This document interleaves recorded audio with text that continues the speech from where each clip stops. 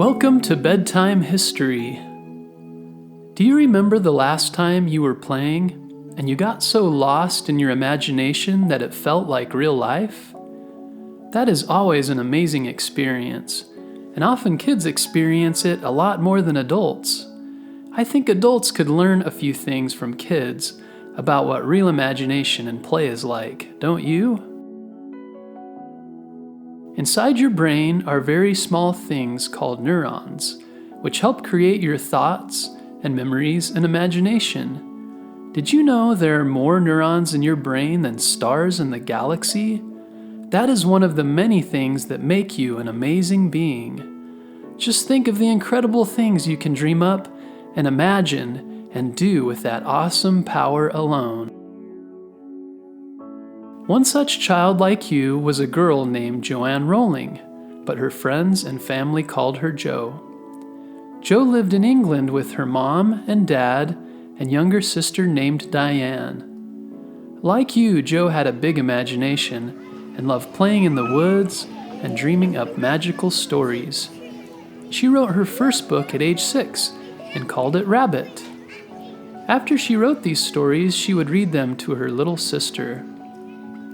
Jo was also very close to her mother, who often read to her at night. When Jo was in primary school, she was pretty normal at most subjects, but was especially good at English and writing. Around this time, her mother became sick with a disease called multiple sclerosis. This made it hard for her to do things like walk and move her body. This wasn't easy for Jo because she loved her mom very much. Her mother had always encouraged her to keep writing and doing what she loved most. After primary school, Jo wanted to go to one of the best colleges in England called Oxford. She was sad when she found out they wouldn't let her in, so she went to a different college called Exeter, where she studied French and the classics. She did well enough in college, but her favorite pastime was reading great books by authors such as Charles Dickens and J.R.R. Tolkien, who wrote The Lord of the Rings and The Hobbit. Jo wanted to write her own book someday, but was still waiting for her big idea to come.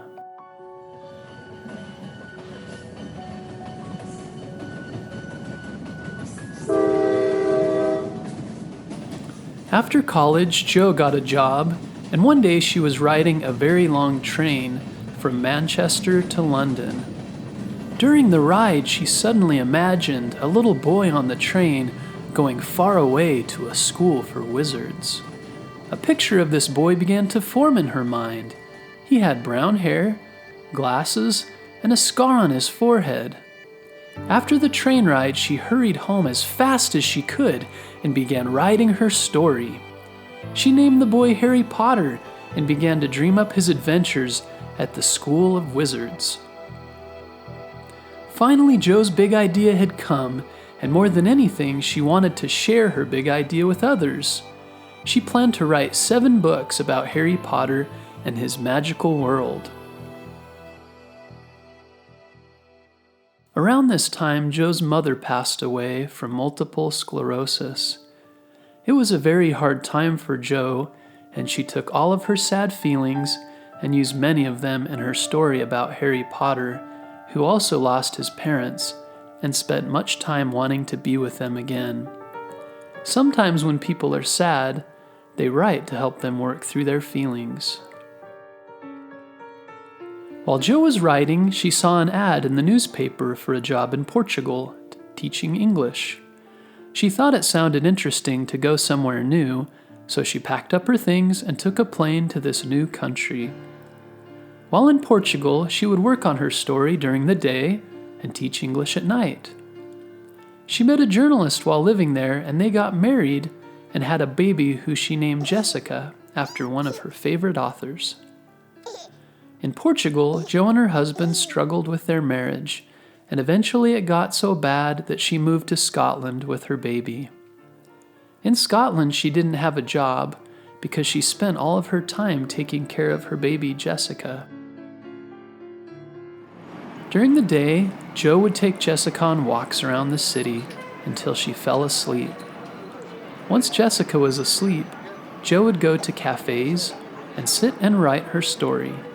Because real life was so hard for Jo, she found that writing about the magical life of Harry made her happy for a time. Eventually, Jo's first book was finished, and she called it Harry Potter and the Philosopher's Stone.